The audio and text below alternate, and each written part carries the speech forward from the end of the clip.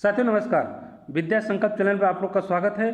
विश्व ज्योग्राफी चल रहा है, विश्व का भूगोल चल रहा है। 1000 जीके जीएस है, इसमें चैप्टर वाइज चल रहे हैं। हर चैप्टर के टॉप 25 जीके जीएस ले रहे हैं। तो आज हम लोग 4 नंबर चैप्टर पर हैं, पृथ्वी की आंतरिक संरचना और संरचना से संबंधित है। आइए प्रारंभ करते हैं। पहला प्रश्न है, पृथ्वी की सबसे बाहरी परत कौन सा है? तो सबसे बाहरी परत है भूपर्टी यानी क्रस्ट। चलते हैं आगे। अगला प्रश्न है, पृथ्वी की सबसे मोटी परत कौन सी है? सबसे मोटी परत पृथ्वी की है मेटल। देखिए मेटल क्या है, 2900 किलोमीटर मोटाई है इसकी। अगला प्रश्न है, पृथ्वी का सबसे भीतरी भाग कौन सा है? तो पृथ्वी का सबसे आंतरिक भाग है आंतरिक क्रोड यानी इनर कोर।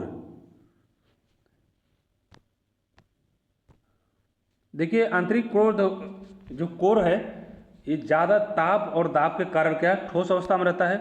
चलते आगे। अगला प्रश्न है, पृथ्वी का कौन सा भाग मुख्यतः द्रव अवस्था में होता है?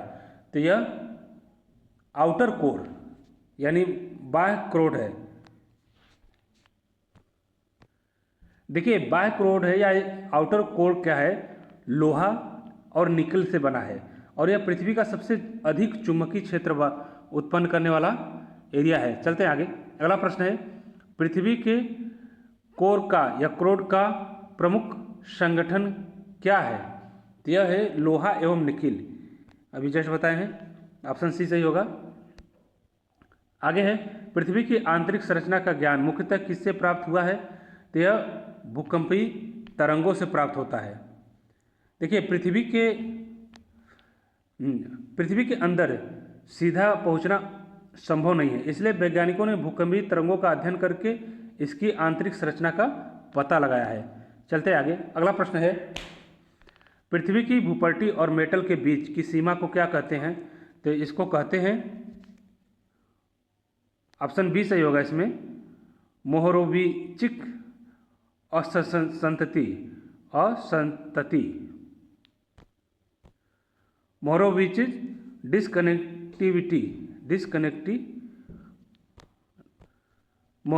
डिसकंटिन्यूटी। चलते आगे। अगला प्रश्न है, मेटल और बाह्य क्रोड के बीच कौन सी सीमा है या क्या कहलाती है वो सीमा? तो ये सीमा कहलाती है गुटेनबर्ग असंतति, गुटेनबर्ग डिसकंटिन्यूटी। देखिए गुटेनबर्ग डिसकंटिन्यूटी लगभग कितना है, 2900 किलोमीटर गहराई पर स्थित होती है। चलते आगे। अगला प्रश्न है, बाह्य क्रोड और आंतरिक क्रोड यानी आउटर कोर और इनर कोर के बीच की सीमा को क्या कहते हैं? लेहमान संतति। ऑप्शन सी सही होगा यानी लेहमान डिसकंटिन्यूटी। चलते आगे। अगला प्रश्न है, पी तरंगे किस माध्यम से गुजर सकती हैं? तो पी तरंगे गुजरती है, ये ठोस, द्रव्य और गैस तीनों से गुजरती हैं। पी तरंगे प्राथमिक तरंगे होते हैं भूकंप की। चलते आगे। अगला प्रश्न है, यस तरंगे किस माध्यम से गुजरती है? तो यस तरंगे गुजरती हैं द्रव्य के माध्यम से, लिक्विड्स के माध्यम से। यस तरंगे केवल ठोस माध्यम से। 11 नंबर क्वेश्चन फिर से देखिए, यस तरंगे किस माध्यम से नहीं गुजरती हैं? तो ये द्रव्य से नहीं गुजरती है। देखिए ठोस माध्यम से यस तरंगे गुजर जाती है मगर द्रव्य माध्यम से नहीं गुजरती है। चलते आगे। अगला प्रश्न है, पृथ्वी की चुंबकीय क्षेत्र के निर्माण का प्रमुख कारण क्या है? तो प्रमुख इसके कारण है बाह्य क्रोड में द्रव लौह का प्रवाह, तो flow of the liquid iron in the outer core. चलते आगे। अगला प्रश्न है, महाद्वीपीय भूपर्टी का औसत घनत्व कितना होता है? तो इसका घनत्व होता है 2.7 ग्राम प्रति घन सेंटीमीटर। तो ऑप्शन ए सही होगा। चलते आगे। अगला प्रश्न है, महाद्वीपीय भूपर्टी मुख्यतः किस चट्टान से बनी होती है? तो यह बनी होती है बेसाल्ट की चट्टान से। देखिए महासागरीय भूपर्टी जो है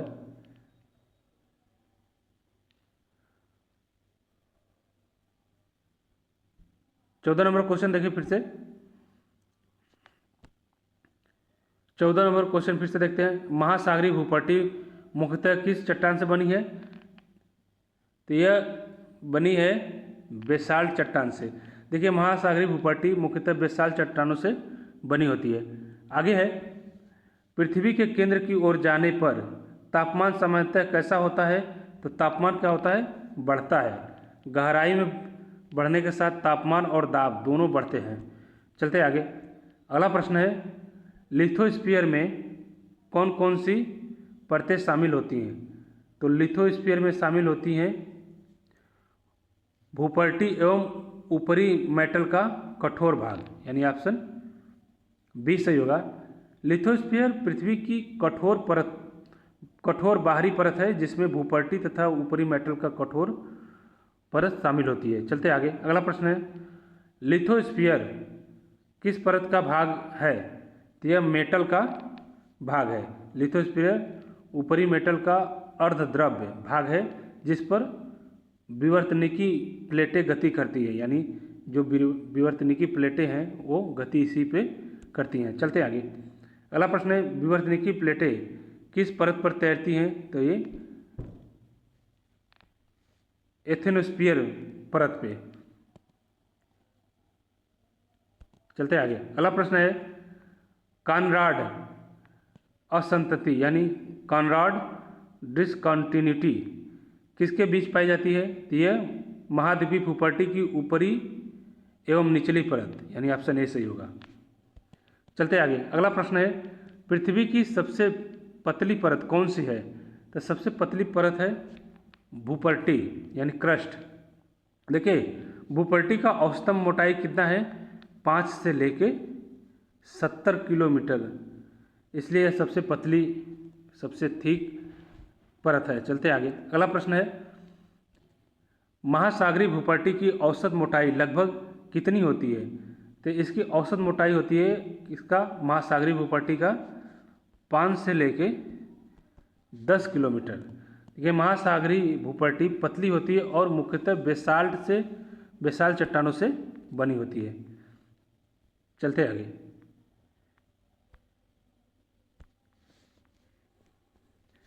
अगला प्रश्न है, महासागरीय भूपर्टी की औसत मोटाई लगभग कितनी होती है? तो यह लगभग होती है 30 से लेके 70 किलोमीटर के बीच में। देखिए महासागरीय भूपर्टी का इतने ही मोटाई होता है, तो ऑप्शन बी सही होगा। चलते आगे। अगला प्रश्न है, सियाल शब्द किन तत्वों से मिलकर बना है? सियाल शब्द ये सिलिका और एल्युमिनियम से मिलकर बना है। सियाल महाद्वीपीय भूपर्टी का प्रमुख संगठन है, ध्यान रखिएगा ये बात। चलते आगे। अगला प्रश्न है, सीमा शब्द किन तत्वों से मिलकर बना है? तो सिलिका और मैग्नीशियम को मिला के सीमा शब्द बना है। सीमा महासागरीय भूपर्टी में प्रमुख रूप से पाई जाती है। आगे है, भूकंप के समय सबसे पहले कौन सी भूकंपीय तरंग दर्ज की जाती है? तो यह है तरंग पी वेव। देखिए पी तरंगे सबसे तेज गति से चलती है, इसलिए भूकंप के समय सबसे पहले इन्हीं का उल्लेख होता है। मिलते हैं अगले वीडियो में, अगले चैप्टर में टॉप 25 क्वेश्चन के साथ। Thank you for watching.